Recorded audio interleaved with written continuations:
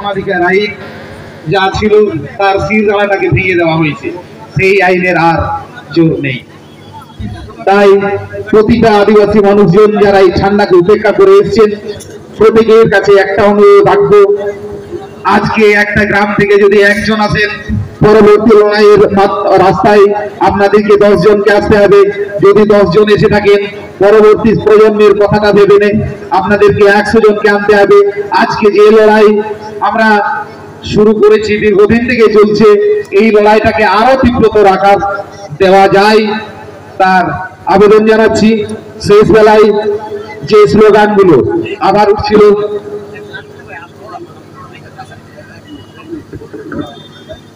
একটি বিশেষ ঘোষণা এবং খুবই দুঃখের বিষয়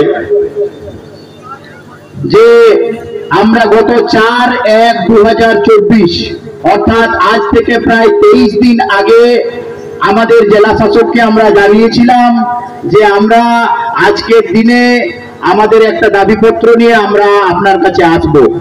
কিন্তু দুঃখের বিষয়, আমি ইতিপূর্বে ঘোষণা করেছিলাম যে আমাদের প্রতিনিধিরা দেখা করার জন্য যাচ্ছেন, কিন্তু ইতিপূর্বেও, এটা এখন নয়, ইতিপূর্বে আমাদের জেলা শাসক ইতিপূর্বে বেশ কয়েকবার পূর্ববর্তী ইন্টিমেশন দেওয়ার পরেও আমাদের সঙ্গে সাক্ষাৎ করেনি।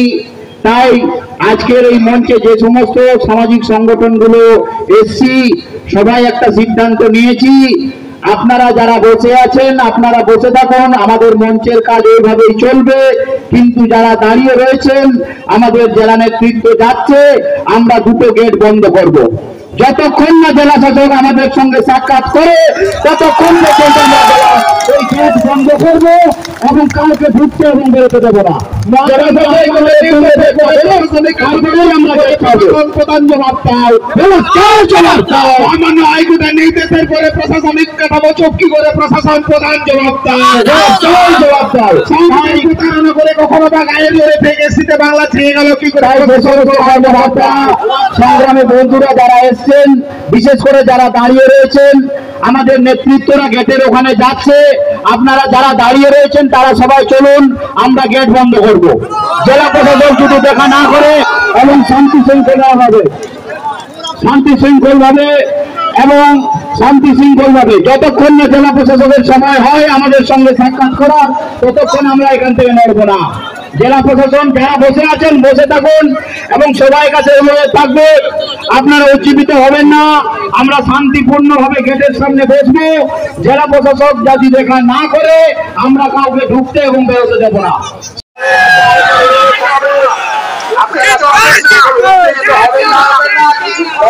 আপনারা উত্তেজিত হবেন না, শান্তি শৃঙ্খল ভাবে অবস্থান করুন। আমাদের বাম পাশে যে গেট রয়েছে সেখানেও চলে যান, বেশ কয়েকজন ওখানেও চলে যান, শান্তি শৃঙ্খল ভাবে থাকুন, কেউ উজ্জীবিত হবেন না। সমগ্র সংগ্রামী বন্ধুদের কাছে আমাদের অনুরোধ, দয়া করে আপনারা উত্তেজিত হবেন না, শান্তি শৃঙ্খল ভাবে অবস্থান করুন এবং প্রশাসনিক দায়িত্বে যারা রয়েছেন, এই রোডটা অর্থাৎ এসপি মোড় থেকে আমাদের হাতের মোড়ের দিকে যে রাস্তা রয়েছে সেই যাতায়াতের রাস্তাটা বন্ধ করুন এবং নির্ধারিত সময়ের মধ্যে যদি আমাদের জেলা শাসক সময় না দেন, আমরা এই মঞ্চ থেকে ঘোষণা করছি, আমরা কিন্তু সম্পূর্ণ পুরুলিয়াটাকে স্তব্ধ করে দেবো। এবং এখনই আপনারা এখান থেকে যা বলা হবে তার পারে যাবেন না। আপাতত ডিএম অফিস দুটো দরজাতে ব্লক করুন। ডিএম অফিসের এসপি অফিসের মোড়, ডান দিকে ট্রেজারি মোড়, এই 4টে জায়গায় আমাদের লোকজন আপনারা বসে পড়ুন। আমাদের মঞ্চ এখান থেকে যেমন চলার আমরা ঠিক চলবে, যারা সামনে বসে আছেন তারা বসে থাকবেন, আমাদের অবস্থান চলবে।